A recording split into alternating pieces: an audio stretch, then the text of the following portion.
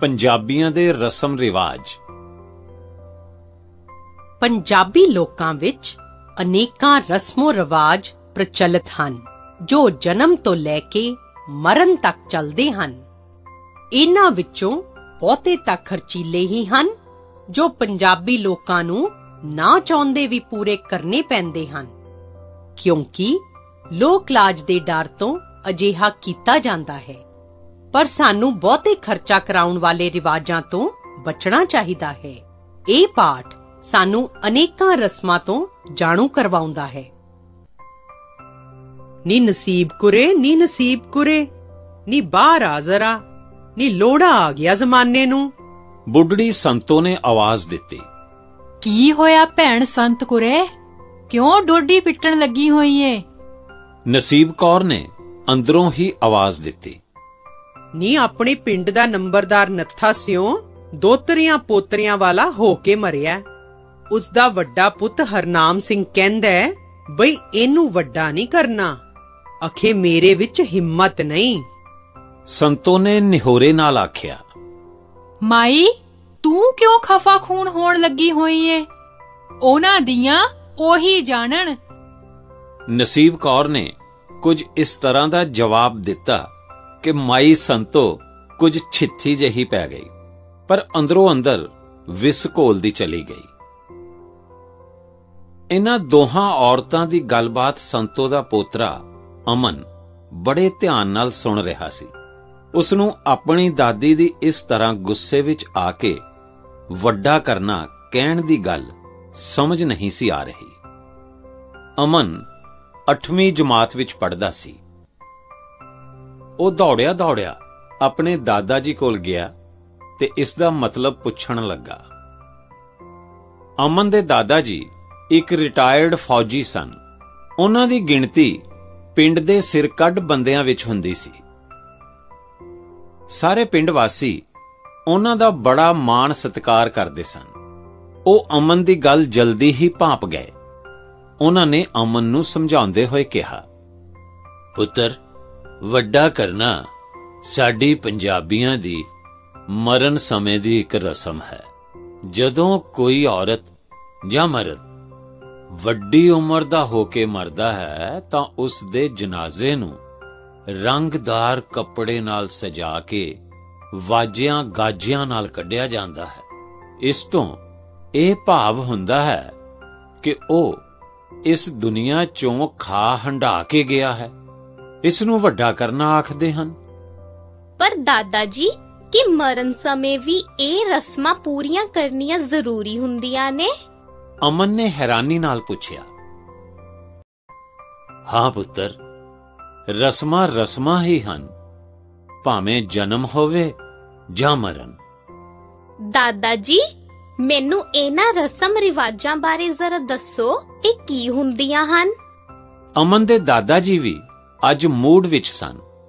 ਉਹਨਾਂ ਨੇ ਅਮਨ ਦੀ ਗੱਲ ਨੂੰ ਰੱਖਦਿਆਂ ਇਹਨਾਂ ਰਸਮਾਂ ਰਿਵਾਜਾਂ ਬਾਰੇ ਦੱਸਣਾ ਸ਼ੁਰੂ ਕੀਤਾ। ਉਹ ਆਖ ਰਹੇ ਸਨ ਕਿ ਸਾਡੇ ਇਹ ਰਸਮ ਰਿਵਾਜ ਜਨਮ ਤੋਂ ਲੈ ਕੇ ਮਰਨ ਤੱਕ ਸਾਡੀ ਜ਼ਿੰਦਗੀ ਨਾਲ ਜੁੜੇ ਹੋਏ ਹਨ। ਇਹਨਾਂ ਦਾ ਅਸਲੀ ਰੂਪ ਜਨਮ, ਮਰਨ ਅਤੇ ਵਿਆਹ ਸ਼ਾਦੀਆਂ ਦੇ ਮੌਕਿਆਂ ਤੇ ਖੁੱਲ੍ਹ ਕੇ ਸਾਹਮਣੇ ਆਉਂਦਾ ਹੈ। ਭਾਵੇਂ ਅਸੀਂ 20ਵੀਂ ਸਦੀ ਵਿੱਚੋਂ ਨਿਕਲ ਕੇ 21ਵੀਂ ਸਦੀ ਦੀ ਦਹਿਲੀਜ਼ ਤੇ ਪੈਰ ਰੱਖ ਰਹੇ ਹਾਂ, ਫਿਰ ਵੀ ਇਹਨਾਂ ਰਸਮਾਂ ਰਿਵਾਜਾਂ ਨੂੰ ਅਸੀਂ ਲਕੀਰ ਦੇ ਫਕੀਰ ਹੋ ਕੇ ਜਿਉਂ ਦੀ ਤਿਉਂ ਮੰਨੀ ਜਾ ਰਹੇ ਹਾਂ। ਇਹਨਾਂ ਰਸਮਾਂ ਰਿਵਾਜਾਂ ਦੀ ਅਗਵਾਈ ਵਾਸਤੇ ਅੱਜ ਵੀ ਅਸੀਂ ਪੰਡਤਾਂ, ਪ੍ਰੋਤਾਂ, ਭਾਈਆਂ ਜਾਂ ਮੁੱਲਾਂ ਮੁਲਾਣਿਆਂ ਦੇ ਮੁਤਾਜ ਹਾਂ। ਅਮਨ ਦਾਦਾ ਜੀ ਦੀ ਗੱਲ ਨੂੰ ਬੜੇ ਧਿਆਨ ਨਾਲ ਸੁਣ ਰਿਹਾ ਸੀ। ਉਸਨੇ ਪੁੱਛਿਆ, ਦਾਦਾ ਜੀ, ਇਹ ਰਸਮ ਰਿਵਾਜ ਪੈਦਾ ਕਿਵੇਂ ਹੋਏ? ਦਾਦਾ ਜੀ ਨੇ ਦੱਸਿਆ, ਇਹ ਰਸਮ ਰਿਵਾਜ ਮਨੁੱਖ ਦੇ ਮਨ ਦੇ ਡਰ ਦੀ ਉਪਜ ਹਨ। ਭਾਵੇਂ ਸਾਇੰਸ ਇੰਨੀ ਤਰੱਕੀ ਕਰ ਚੁੱਕੀ ਹੈ, ਪਰ ਭੂਤਾਂ, ਪ੍ਰੇਤਾਂ, ਦੈਵੀ ਤਾਕਤਾਂ ਦਾ ਭੈ ਹਾਲੇ ਵੀ ਮਨੁੱਖ ਦੇ ਜ਼ਿਹਨ ਵਿੱਚੋਂ ਨਹੀਂ ਨਿਕਲਿਆ। ਇਹਨਾਂ ਦੈਵੀ ਤਾਕਤਾਂ ਨੂੰ ਰਿਝਾਉਣ ਲਈ ਇਹ ਰਸਮਾਂ ਪੂਰੀਆਂ ਕੀਤੀਆਂ ਜਾਂਦੀਆਂ ਹਨ। ਇਸ ਤਰ੍ਹਾਂ ਇਹ ਰਸਮ ਰਿਵਾਜ ਪੈਦਾ ਹੋਏ ਹਨ। ਦਾਦਾ ਜੀ, ਮੈਨੂੰ ਜਨਮ ਤੋਂ ਲੈ ਕੇ ਮਰਨ ਤੱਕ ਦੀਆਂ ਸਾਰੀਆਂ ਰਸਮਾਂ ਬਾਰੇ ਦੱਸੋ। ਮੈਨੂੰ ਸੁਣਨ ਵਿੱਚ ਮਜ਼ਾ ਆ ਰਿਹਾ ਹੈ। ਅੱਛਾ, ਲੈ ਸੁਣ ਫਿਰ। ਦਾਦਾ ਜੀ ਨੇ ਉਸ ਨੂੰ ਰਸਮਾਂ ਬਾਰੇ ਦੱਸਣਾ ਸ਼ੁਰੂ ਕੀਤਾ। ਜਨਮ ਸਮੇਂ ਦੀਆਂ ਰਸਮਾਂ। ਜਦੋਂ ਬੱਚਾ ਪੈਦਾ ਹੁੰਦਾ ਹੈ ਤਾਂ ਉਸ ਦੀ ਤੇ ਉਸ ਦੀ ਮਾਂ ਦੀ ਰੱਖਿਆ ਲਈ ਸਭ ਤੋਂ ਪਹਿਲਾਂ ਦੀਵਾ ਬਾਲ ਕੇ ਰੱਖਿਆ ਜਾਂਦਾ ਹੈ, ਜੋ 10 ਦਿਨ ਲਗਾਤਾਰ ਜਗਦਾ ਰਹਿੰਦਾ ਹੈ। ਮੁੰਡਾ ਜੰਮਿਆ ਹੋਵੇ ਤਾਂ ਪਿੰਡ ਦੇ ਲਾਗੀ ਵਧਾਈਆਂ ਦੇਣ ਆਉਂਦੇ ਹਨ। ਘਰ ਵਾਲੇ ਉਹਨਾਂ ਲਾਗੀਆਂ ਨੂੰ ਲਾਗ ਦਿੰਦੇ ਹਨ। ਜਨਮ ਤੋਂ ਪਿੱਛੋਂ ਬੱਚੇ ਨੂੰ ਗੁੜਤੀ ਦੇਣ ਦੀ ਰਸਮ ਅਦਾ ਕੀਤੀ ਜਾਂਦੀ ਹੈ। ਗੁੜਤੀ ਮਿਸ਼ਰੀ ਦੀ ਡਲੀ ਜਾਂ ਕਿਸੇ ਭੇਡ ਬੱਕਰੀ ਦੇ ਦੁੱਧ ਦੀ ਦਿੱਤੀ ਜਾਂਦੀ ਹੈ। ਗੁੜਤੀ ਦੇਣ ਤੱਕ ਮਾਂ ਆਪਣੇ ਬੱਚੇ ਨੂੰ ਦੁੱਧ ਨਹੀਂ ਚੁੰਘਾਉਂਦੀ। ਜਣੇਪੇ ਤੋਂ 5 ਦਿਨ ਬਾਅਦ ਪੰਜਵੀਂ ਨਹਾਉਣ ਦੀ ਰੀਤ ਹੈ। ਇਹ ਨਹਾਉਣ ਦਾਈ ਕਰਾਉਂਦੀ ਹੈ। 6ਵੇਂ ਦਿਨ ਮਾਂ ਨੂੰ ਰੋਟੀ ਖਵਾਈ ਜਾਂਦੀ ਹੈ। ਇਸ ਰੀਤ ਨੂੰ ਛਟੀ ਆਖਦੇ ਹਨ। ਇਸ ਦਿਨ ਮਾਂ ਰੱਜ ਕੇ ਰੋਟੀ ਖਾਂਦੀ ਹੈ। ਲੋਕਾਂ ਦਾ ਵਿਸ਼ਵਾਸ ਹੈ ਕਿ ਮਾਂ ਜਿੰਨਾ ਪੇਟ ਭਰ ਕੇ ਖਾਵੇਗੀ, ਬੱਚੇ ਦੀ ਨੀਅਤ ਭਰੀ ਰਹੇਗੀ। ਬੱਚੇ ਦੇ 13 ਦਿਨ ਦਾ ਹੋਣ ਤੇ 13ਵੇਂ ਦੀ ਰਸਮ ਕੀਤੀ ਜਾਂਦੀ ਹੈ। ਇਸ ਦਿਨ ਭਾਈਚਾਰਾ ਬੱਚੇ ਨੂੰ ਵੇਖਣ ਲਈ ਆਉਂਦਾ ਹੈ ਤੇ ਸਰਦਾ ਬਣਦਾ ਸ਼ਗਨ ਦਿੰਦਾ ਹੈ। ਭਾਈਚਾਰੇ ਨੂੰ ਰੋਟੀ ਕੀਤੀ ਜਾਂਦੀ ਹੈ। ਜੇ ਕੁੜੀ ਪੇਕੇ ਘਰ ਹੋਵੇ ਤਾਂ ਉਸ ਦੇ ਸਹੁਰੇ ਘਰ ਵਾਲੇ ਘਿਓ, ਪੰਜੀਰੀ ਆਦਿ ਲੈ ਕੇ ਆਉਂਦੇ ਹਨ। ਉਹ ਹੈਸੀਅਤ ਮੁਤਾਬਕ ਕੱਪੜੇ ਤੇ ਗਹਿਣੇ ਵੀ ਲਿਆਉਂਦੇ ਹਨ। ਹਿੰਦੂਆਂ ਵਿੱਚ ਬੱਚੇ ਦੇ ਪਹਿਲੇ ਅਤੇ ਤੀਜੇ ਸਾਲ ਵਿੱਚ ਮੁੰਡਨ ਸੰਸਕਾਰ ਕਰਨ ਦੀ ਰੀਤ ਹੈ। ਇਸੇ ਤਰ੍ਹਾਂ ਸਿੱਖ ਅੰਮ੍ਰਿਤ ਛਕਦੇ ਹਨ ਤੇ ਦਸਤਾਰਬੰਦੀ ਦੀ ਰਸਮ ਕਰਦੇ ਹਨ। ਅਮਨ ਨੇ ਦਾਦਾ ਜੀ ਦੀ ਗੱਲ ਟੋਕ ਕੇ ਪੁੱਛਿਆ, ਕਿ ਮੁੰਡੇ ਦੇ ਹੋਣ ਤੇ ਹੀ ਇਹ ਸਾਰੀਆਂ ਰਸਮਾਂ ਕੀਤੀਆਂ ਜਾਂਦੀਆਂ ਹਨ? ਦਾਦਾ ਜੀ ਅਮਨ ਦੀ ਗੱਲ ਸੁਣ ਕੇ ਬੜੇ ਖੁਸ਼ ਹੋਏ। ਉਹਨਾਂ ਨੇ ਕਿਹਾ ਕਿ ਸਾਡਾ ਸਮਾਜ ਮਰਦ ਪ੍ਰਧਾਨ ਸਮਾਜ ਹੈ। ਕਦੀ ਸਮਾਂ ਸੀ ਜਦੋਂ ਘਰ ਵਿੱਚ ਲੜਕੀ ਜੰਮ ਪੈਂਦੀ ਸੀ ਤਾਂ ਮਾਪਿਆਂ ਦੇ ਸਿਰ ਤੇ ਪਹਾੜ ਹੀ ਟੁੱਟ ਪੈਂਦਾ ਸੀ। ਲੱਡੂ ਵੰਡਣੇ ਤਾਂ ਇੱਕ ਪਾਸੇ, ਧੀ ਜੰਮਣ ਵਾਲੀ ਔਰਤ ਨਾਲ ਬੁਰਾ ਸਲੂਕ ਕੀਤਾ ਜਾਂਦਾ ਸੀ। ਪਰੰਤੂ ਅੱਜ ਸਮਾਂ ਬਦਲ ਗਿਆ ਹੈ। ਅੱਜ ਕੁੜੀਆਂ ਹਰ ਖੇਤਰ ਵਿੱਚ ਮੁੰਡਿਆਂ ਨਾਲ ਮੋਢਾ ਜੋੜ ਕੇ ਕੰਮ ਕਰ ਰਹੀਆਂ ਹਨ। ਇਸ ਕਰਕੇ ਲੜਕੀ ਦੇ ਜਨਮ ਨੂੰ ਵੀ ਉਨਾ ਹੀ ਸਤਿਕਾਰ ਦਿੱਤਾ ਜਾਂਦਾ ਹੈ ਜਿੰਨਾ ਲੜਕੇ ਦੇ ਜਨਮ ਨੂੰ। ਵਿਆਹ ਸਮੇਂ ਦੀਆਂ ਰਸਮਾਂ। ਮੁੰਡੇ ਜਾਂ ਕੁੜੀ ਦੇ ਵਿਆਹ ਤੋਂ ਪਹਿਲਾਂ ਮੁੰਡੇ ਕੁੜੀ ਨੂੰ ਰੋਕਣ ਜਾਂ ਠਾਕਣ ਦੀ ਰਸਮ ਹੁੰਦੀ ਹੈ। ਇਸ ਤੋਂ ਬਾਅਦ ਮੰਗਣੀ ਦੀ ਰਸਮ ਹੁੰਦੀ ਹੈ। ਮੁੰਡੇ ਦੀ ਕੁੜਮਾਈ ਵਾਸਤੇ ਬਹੁਤ ਵੱਡਾ ਸਮਾਗਮ ਕੀਤਾ ਜਾਂਦਾ ਹੈ। ਕੁੜੀ ਵਾਲੇ ਆਪਣੇ ਭਾਈਚਾਰੇ ਨਾਲ ਮੁੰਡੇ ਵਾਲਿਆਂ ਦੇ ਘਰ ਆਉਂਦੇ ਹਨ।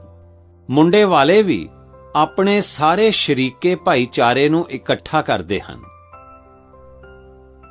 ਕੁੜੀ ਦਾ ਪਿਓ ਮੁੰਡੇ ਦੀ ਝੋਲੀ ਵਿੱਚ 7 ਛੁਹਾਰੇ, ਮਿਸ਼ਰੀ ਤੇ ਹੋਰ ਚੀਜ਼ਾਂ ਪਾਉਂਦਾ ਹੈ। ਉਹਨਾਂ ਵਿੱਚੋਂ ਇੱਕ ਛੁਹਾਰਾ ਮੁੰਡੇ ਦੇ ਮੂੰਹ ਨੂੰ ਲਗਾਉਂਦਾ ਹੈ। ਮੁੰਡਾ ਬਾਕੀ ਛੁਹਾਰੇ ਆਪਣੇ ਹਾਣੀਆਂ ਵਿੱਚ ਵੰਡ ਦਿੰਦਾ ਹੈ। ਮੁੰਡੇ ਵਾਲੇ ਮੰਗੇਤਰ ਕੁੜੀ ਵਾਸਤੇ ਸੂਟ, ਜੁੱਤੀ, ਗਹਿਣਾ, ਲਾਲ ਪਰਾਂਦੀ, ਮਹਿੰਦੀ, ਮੌਲੀ, ਖੰਡ, ਚੌਲ, ਛੁਹਾਰੇ ਤੇ ਨਕਦੀ ਘੱਲਦੇ ਹਨ। ਇਸ ਤਰ੍ਹਾਂ ਮੰਗਣੀ ਦੀ ਰਸਮ ਪੂਰੀ ਹੁੰਦੀ ਹੈ। ਮੰਗਣੀ ਤੋਂ ਪਿੱਛੋਂ ਮੁੰਡੇ ਕੁੜੀ ਵਾਲੇ ਵਿਆਹ ਦੀ ਤਰੀਕ ਪੱਕੀ ਕਰਨ ਲਈ ਸਾਹਾ ਕਢਵਾਉਂਦੇ ਹਨ। ਹਿੰਦੂ ਲੋਕ ਪੰਡਤਾਂ ਜੋਤਸ਼ੀਆਂ ਕੋਲੋਂ ਇਹ ਸਾਹਾ ਕਢਵਾਉਂਦੇ ਹਨ। ਸਾਹਾ ਪੱਕਾ ਕਰਕੇ ਪਹਿਲਾਂ ਕੁੜੀ ਵਾਲੇ ਮੁੰਡੇ ਵਾਲਿਆਂ ਨੂੰ ਸਾਹੇ ਦੀ ਚਿੱਠੀ ਪਾਉਂਦੇ ਹਨ। ਪਹਿਲਾਂ ਇਹ ਕੰਮ ਪਿੰਡ ਦਾ ਨਾਈ ਜਾਂ ਪੰਡਤ ਕਰਦਾ ਸੀ।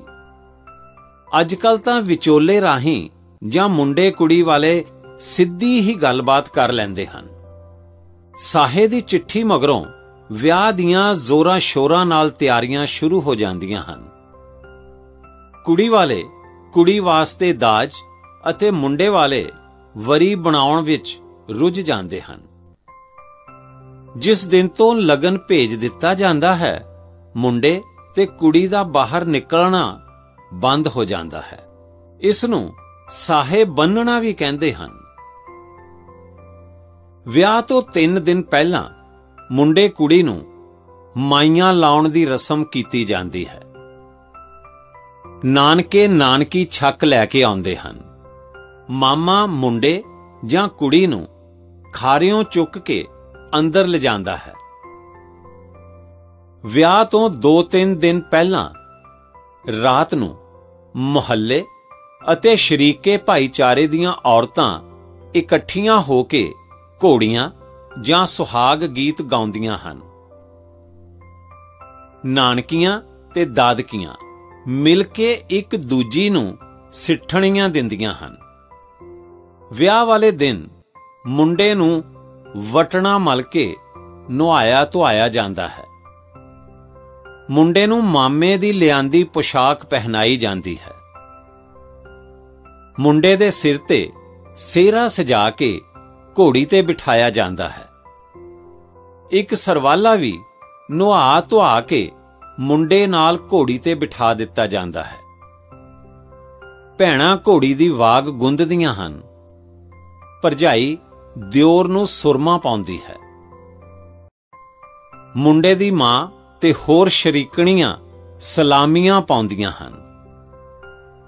ਗੱਲ ਕੀ ਪੂਰੇ ਸ਼ਗਨਾਂ ਨਾਲ ਮੁੰਡੇ ਨੂੰ ਵਾਜਿਆਂ ਗਾਜਿਆਂ ਨਾਲ ਮੋਟਰ ਗੱਡੀ ਵਿੱਚ ਬਿਠਾ ਦਿੱਤਾ ਜਾਂਦਾ ਹੈ।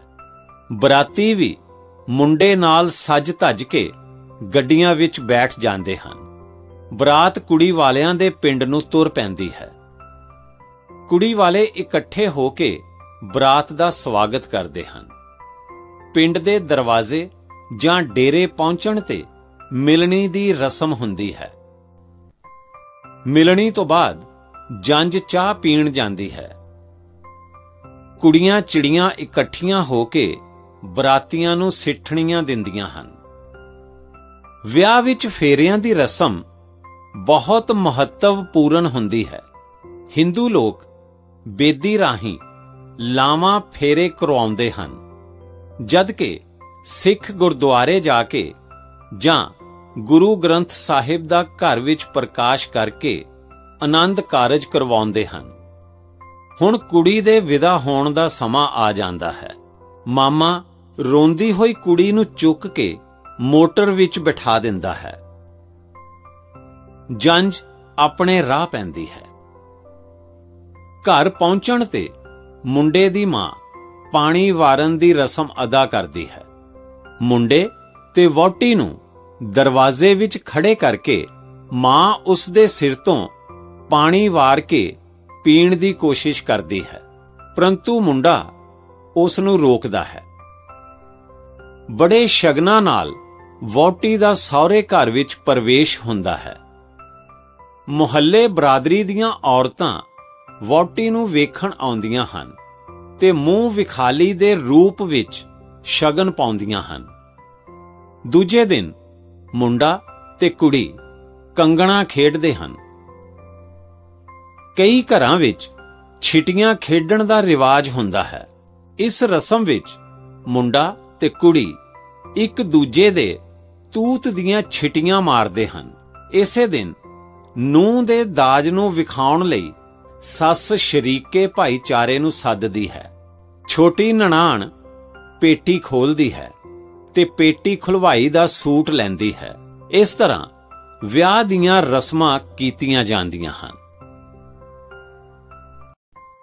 ਮਰਨ ਸਮੇਂ ਦੀਆਂ ਰਸਮਾਂ। ਜਦੋਂ ਕੋਈ ਮਰਦਾ ਹੈ ਤਾਂ ਲੋਕ ਉਸ ਦੇ ਘਰ ਇਕੱਠੇ ਹੁੰਦੇ ਹਨ। ਔਰਤਾਂ ਵੈਣ ਪਾ ਕੇ ਰੋਂਦੀਆਂ ਹਨ। ਮ੍ਰਿਤਕ ਨੂੰ ਆਖਰੀ ਇਸ਼ਨਾਨ ਕਰਵਾਇਆ ਜਾਂਦਾ ਹੈ। ਜੇ ਸੁਹਾਗਣ ਮਰੀ ਹੋਵੇ ਤਾਂ ਕੱਪੜਿਆਂ ਨਾਲ ਗਹਿਣੇ ਤੇ ਲਾਲ ਚੰਦੋਰੀ ਪਹਿਨਾ ਕੇ, ਹੱਥਾਂ ਨੂੰ ਮਹਿੰਦੀ ਤੇ ਹੋਠਾਂ ਨੂੰ ਦੰਦਾਸਾ, ਅੱਖਾਂ ਵਿੱਚ ਸੁਰਮਾ, ਵੀਣੀ ਉੱਤੇ ਚੂੜੀਆਂ ਤੇ ਮੱਥੇ ਉੱਤੇ ਬਿੰਦੀ ਲਾ ਕੇ ਅੰਤਮ ਯਾਤਰਾ ਦੀ ਤਿਆਰੀ ਕਰਦੇ ਹਨ। ਅਰਥੀ ਤਿਆਰ ਕਰਨ ਲਈ ਬਾਂਸ ਜਾਂ ਬੇਰੀ ਦੀ ਲੱਕੜੀ ਵਰਤੀ ਜਾਂਦੀ ਹੈ। ਕਿੱਲਾਂ ਦੀ ਥਾਂ ਵਾਣ ਆਦਿ ਨਾਲ ਅਰਥੀ ਦੀਆਂ ਲੱਕੜੀਆਂ ਨੂੰ ਬੰਨ੍ਹਿਆ ਜਾਂਦਾ ਹੈ। ਘਰ ਤੋਂ ਸਿਵਿਆਂ ਤੱਕ ਮ੍ਰਿਤਕ ਦੇ ਕਰੀਬੀ ਰਿਸ਼ਤੇਦਾਰ ਮੋਢਿਆਂ ਉੱਤੇ ਚੁੱਕ ਕੇ ਲਿਜਾਂਦੇ ਹਨ। ਸ਼ਮਸ਼ਾਨ ਭੂਮੀ ਵਿੱਚ ਪਹੁੰਚ ਕੇ ਚਿਖਾ ਚਿਣੀ ਜਾਂਦੀ ਹੈ। ਮ੍ਰਿਤਕ ਨੂੰ ਚਿਖਾ ਤੇ ਲਿਟਾ ਦਿੱਤਾ ਜਾਂਦਾ ਹੈ। ਮ੍ਰਿਤਕ ਦਾ ਵੱਡਾ ਪੁੱਤਰ ਚਿਖਾ ਦੇ ਦੁਆਲੇ ਗੇੜਾ ਕੱਢ ਕੇ ਉਹਦੀ ਦੇਹ ਨੂੰ ਅੱਗ ਦਿੰਦਾ ਹੈ। ਸਾਰੇ ਆਦਮੀ ਚਿਖਾ ਦੇ ਚੰਗੀ ਤਰ੍ਹਾਂ ਬਲਣ ਦਾ ਇੰਤਜ਼ਾਰ ਕਰਦੇ ਹਨ। ਜਦੋਂ ਚਿਖਾ ਜਲ ਕੇ ਮੁਰਦੇ ਦੀ ਖੋਪਰੀ ਵਿਖਾਈ ਦੇਣ ਲੱਗ ਜਾਵੇ ਤਾਂ ਉਹੀ ਪੁੱਤਰ ਇੱਕ ਡੰਡੇ ਨਾਲ ਖੋਪਰੀ ਨੂੰ ਠਕੋਰਦਾ ਹੈ। ਇਸ ਨੂੰ ਕਪਾਲ ਕਿਰਿਆ ਆਖਦੇ ਹਨ। ਕਪਾਲ ਕਿਰਿਆ ਤੋਂ ਬਾਅਦ ਲੋਕ ਵਾਪਸ ਤੁਰ ਪੈਂਦੇ ਹਨ। ਵਾਪਸ ਜਾਂਦੇ ਹੋਏ ਲੋਕ ਡੱਕਾ ਤੋੜ ਕੇ ਮੁਰਦੇ ਨਾਲੋਂ ਸੰਬੰਧ ਤੋੜਦੇ ਹਨ। ਰਸਤੇ ਵਿੱਚ ਕਿਸੇ ਖੂਹ ਜਾਂ ਟੋਭੇ ਉੱਤੇ ਇਸ਼ਨਾਨ ਕਰਦੇ ਹਨ ਜਾਂ ਮੂੰਹ ਹੱਥ ਧੋਂਦੇ ਹਨ। ਤੀਸਰੇ ਦਿਨ ਮੁਰਦੇ ਦੇ ਫੁੱਲ ਚੁਗਣ ਦੀ ਰਸਮ ਕੀਤੀ ਜਾਂਦੀ ਹੈ। ਇਸ ਨੂੰ ਰਸਮ ਚੌਥਾ ਵੀ ਆਖਦੇ ਹਨ।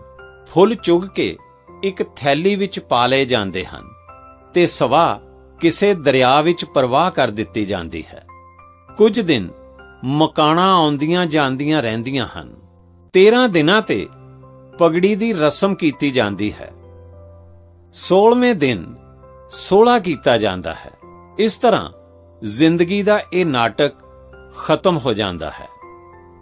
ਪਰੰਤੂ ਦਾਦਾ ਜੀ, ਕਿ ਅੱਜ-ਕੱਲ ਵੀ ਇਹ ਸਾਰੀਆਂ ਰਸਮਾਂ ਕੀਤੀਆਂ ਜਾਂਦੀਆਂ ਹਨ? ਅਮਨ ਨੇ ਪੁੱਛਿਆ। ਪੁੱਤਰ, ਅੱਜ-ਕੱਲ ਰਸਮਾਂ ਨਿਭਾਈਆਂ ਤਾਂ ਜਾਂਦੀਆਂ ਹਨ, ਪਰੰਤੂ ਬਹੁਤ ਘੱਟ। ਅੱਜ ਦੇ ਵਿਗਿਆਨਕ ਯੁੱਗ ਵਿੱਚ ਕਿਸੇ ਕੋਲ ਇੰਨਾ ਸਮਾਂ ਕਿੱਥੇ। ਅੱਜ ਦੀ ਪੀੜ੍ਹੀ ਇਹਨਾਂ ਰਸਮਾਂ ਨੂੰ ਫਜ਼ੂਲ ਸਮਝਦੀ ਹੈ। ਜਿਵੇਂ ਅੱਜ ਵਿਆਹ ਸਿਰਫ 1 ਜਾਂ 2 ਦਿਨ ਦਾ ਰਹਿ ਗਿਆ ਹੈ। ਮਰਨ ਸਮੇਂ ਵੀ 13ਵੇਂ ਜਾਂ 16ਵੇਂ ਨਹੀਂ ਉਡੀਕਿਆ ਜਾਂਦਾ, ਬਲਕਿ ਚੌਥੇ ਤੇ ਹੀ ਉਠਾਲਾ ਕਰ ਦਿੱਤਾ ਜਾਂਦਾ ਹੈ। ਸੋ ਸਮੇਂ ਦੇ ਬਦਲਾਵ ਨਾਲ ਇਹਨਾਂ ਰਸਮਾਂ ਰਿਵਾਜਾਂ ਵਿੱਚ ਵੀ ਫਰਕ ਆਉਂਦਾ ਜਾ ਰਿਹਾ ਹੈ। ਔਖੇ ਸ਼ਬਦਾਂ ਦੇ ਅਰਥ। ਲੋੜਾ ਆਉਣਾ, ਹਨੇਰ ਆਉਣਾ, ਡੌਂਡੀ ਪਿੱਟਣੀ, ਰੌਲਾ ਪਾਉਣਾ, ਛਿੱਥੀ, ਸ਼ਰਮਿੰਦੀ, ਵਿਸ ਘੋਲਣਾ, ਕੁੜਨਾ, ਸਿਰ ਕੱਢ, ਪ੍ਰਸਿੱਧ, ਮਹਾਨ, ਭਾਂਪ ਗਏ, ਜਾਣ ਗਏ, ਜਨਾਜ਼ਾ, ਅਰਥੀ, ਦਹਲੀਜ਼, ਬਰੂਹਾਂ, ਲਕੀਰ ਦੇ ਫਕੀਰ, ਇਨ ਬਿਨ, ਭੈ, ਡਰ, ਜ਼ਿਹਨ, ਦਿਮਾਗ, ਰਿਝਾਉਣਾ, ਖੁਸ਼ ਕਰਨਾ, ਜਣੇਪਾ, ਬੱਚਾ ਪੈਦਾ ਹੋਣਾ, ਪਹਾੜ ਟੁੱਟ ਪੈਣਾ, ਮੁਸੀਬਤ ਆ ਜਾਣੀ, ਸਾਹਾ, ਵਿਆਹ ਦਾ ਦਿਨ, ਵਿਚੋਲਾ, ਰਿਸ਼ਤਾ ਕਰਵਾਉਣ ਵਾਲਾ, ਜ਼ੋਰਾਂ ਸ਼ੋਰਾਂ ਨਾਲ, ਹੁਮ ਹੁਮਾ ਕੇ, ਨਾਨਕੀ ਛੱਕ, ਨਾਨਕੇ ਪਰਿਵਾਰ ਵੱਲੋਂ ਲਿਆਂਦੀਆਂ ਚੀਜ਼ਾਂ, ਮਿਲਣੀ, ਰਿਸ਼ਤੇਦਾਰਾਂ ਦਾ ਗਲੇ ਮਿਲਣਾ, ਜੰਝ, ਬਰਾਤ, ਸਿੱਠਣੀਆਂ, ਮਜ਼ਾਕ ਭਰੇ ਬੋਲ, ਦੇਹ, ਸਰੀਰ, ਸੰਬੰਧ, ਨਾਤਾ, ਮਕਾਣਾ, ਅਫਸੋਸ ਕਰਨ ਲਈ ਆਉਂਦੇ ਲੋਕ, ਫਜ਼ੂਲ, ਵਿਅਰਥ।